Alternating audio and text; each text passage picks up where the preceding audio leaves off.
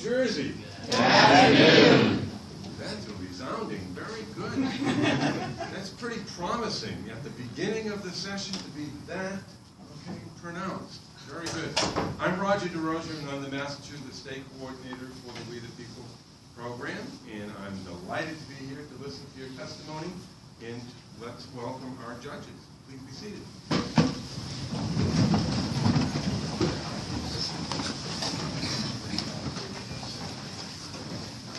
Good afternoon, New Jersey. Congratulations for making it this far. This is quite an accomplishment.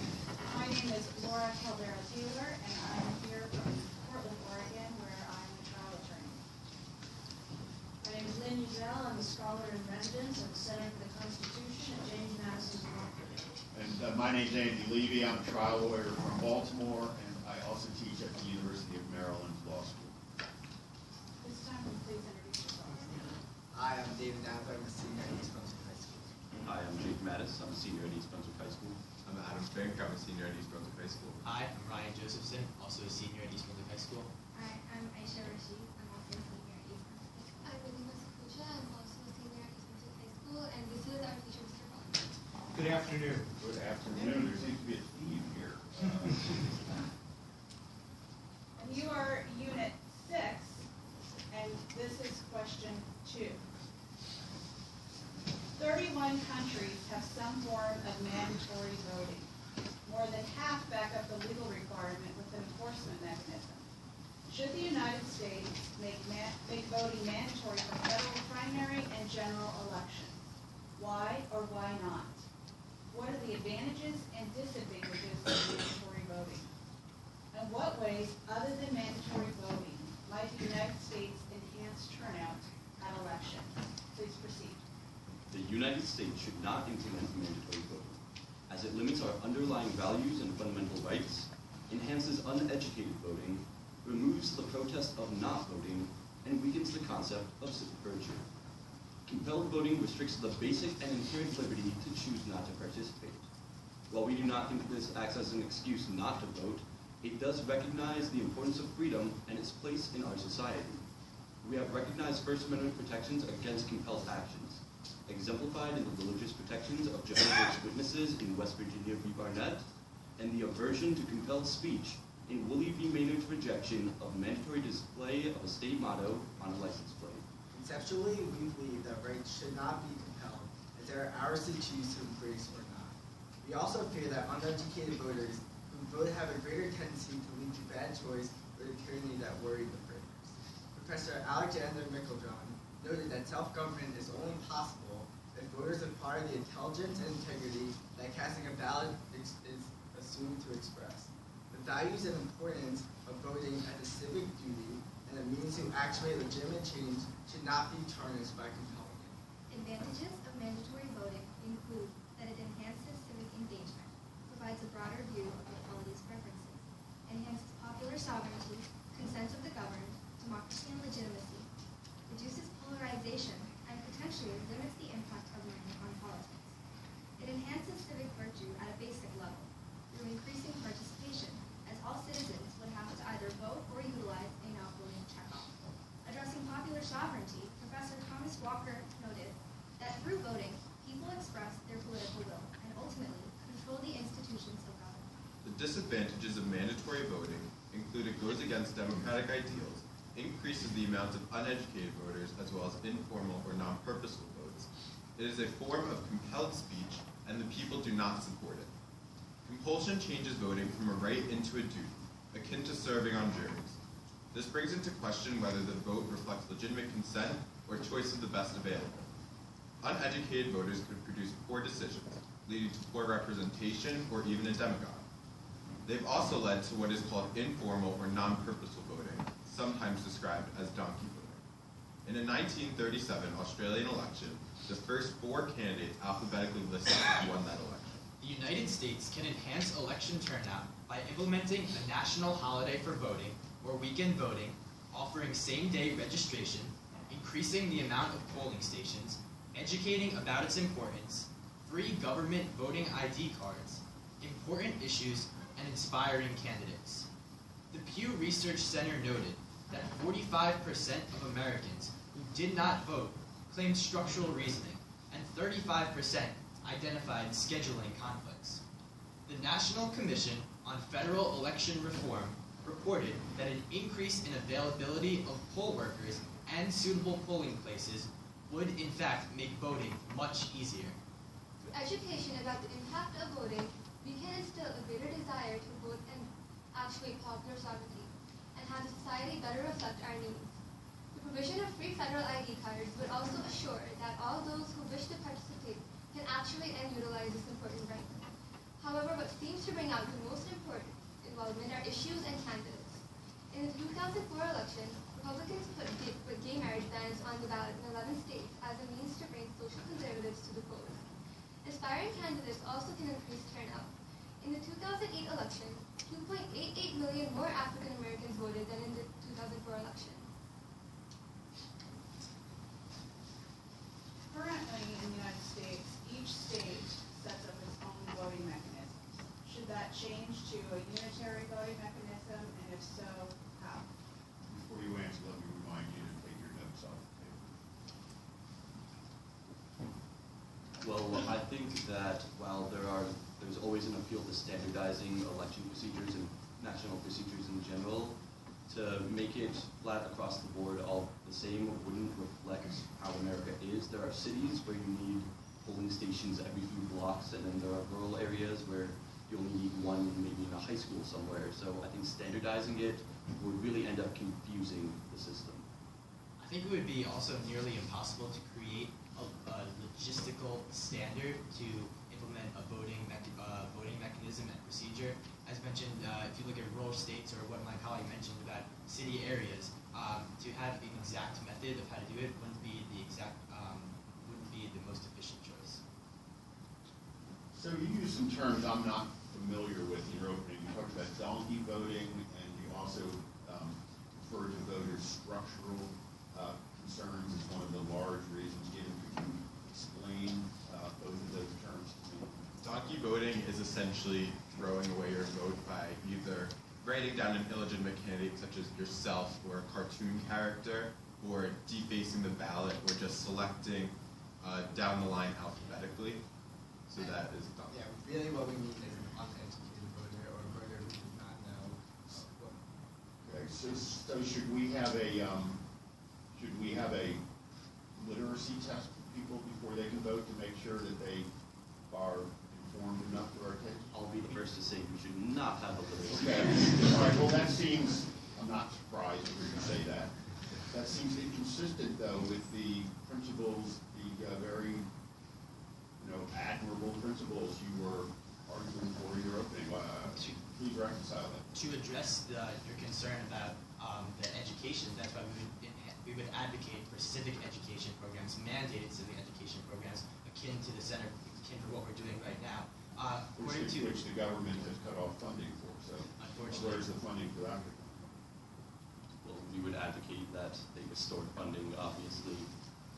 Just to elaborate on that, statistically, a Harvard study titled From the Classroom to the Voting Group provided statistical evidence that a mandated civic education course, or civic education in general, could therefore increase voter turnout. And this should not just be civic education. We should also have simulations like We the People, like street law, that could actually help us not just know the basic functionings of the government, but can also help us apply that in our daily lives and give us experience on how the government works and how we can play a part in the government to make it better. And truly, regarding civic education, in fact, from the Center of Civic Education in 1993, Stanford professor Brody actually did a survey with over 1,000 students who partook in the We the People program. And through the study, not only did they learn that these students were obviously more knowledgeable about the way American government and American structure works, but these students were more politically tolerant. These students were more willing to go out and spend their time and volunteer with civic education, and not solely by encouraging basic textbook definitions and trying to drill this information into students' heads. But once we're giving them an outlet to participate, having them meet with local representatives, really giving them this experience to just bolster this passion. Because students, not all students throughout the nation, are given this opportunity. But if it's mandated and if it's across the entire nation, it would improve their personalities, their responsibilities, and of course their voice in government. Let me ask you something that surprised me in your opening statements. You said that voting is a right, but by making it mandatory, making it a duty. Isn't voting a duty in a Republican or Democratic form of government?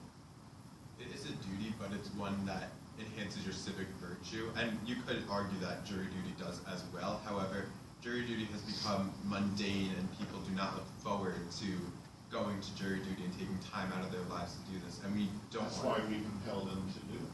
Exactly, because Why it would not so? be. Why not compel people to vote?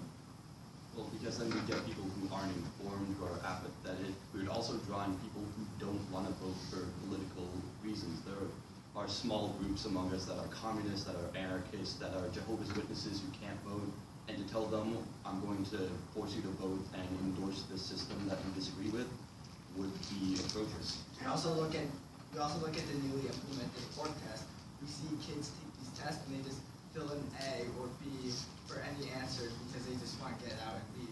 This can be what would happen if we did re-implemented people vote mandatory. Looking across the line at nations that have implemented mandatory voting, you actually see what the penalties for if you don't vote. For example, in Belgium, you lose your right to vote, you become disenfranchised. In Bolivia, you can't get your salary. Italy, when they had mandatory voting, you couldn't get childcare. In Greece, you weren't allowed to get a passport or driver's license, something like that. In the United States, if we were to have penalties like that, that would just deprive individuals of their right. And like we said earlier, the option not to vote is also a form of participation. And as Jake said, the best voting system won't come from everyone voting. It would come from everyone who is well informed and well educated and can make good decisions voting. Wow.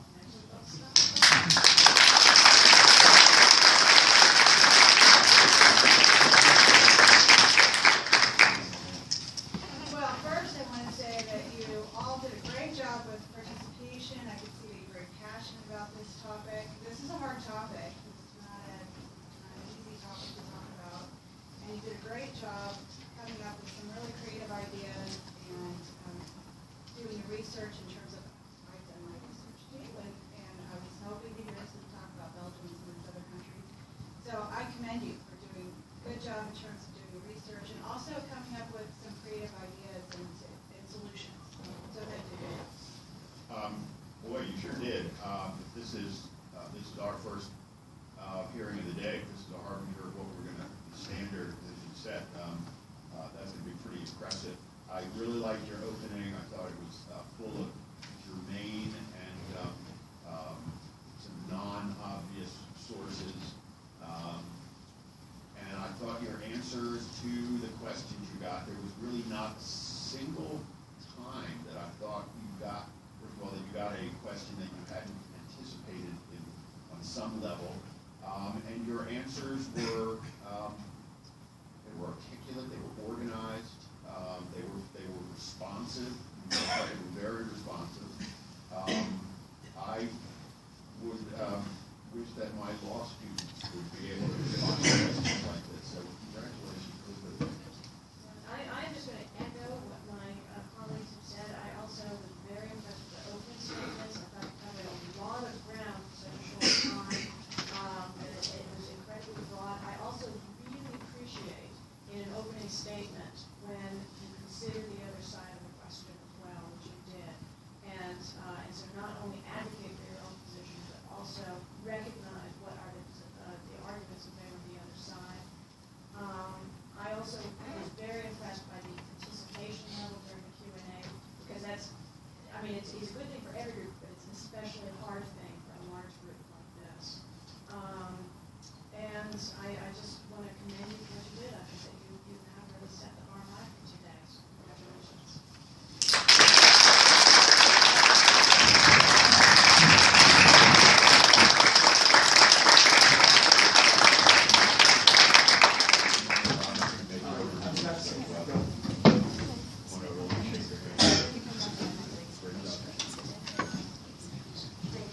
Thank you.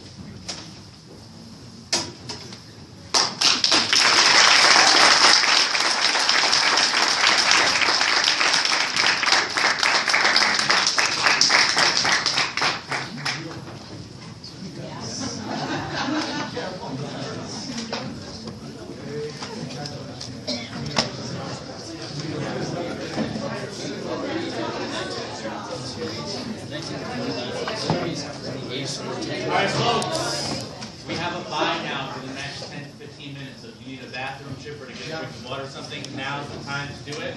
Because once we start again, we're going straight through. Yes,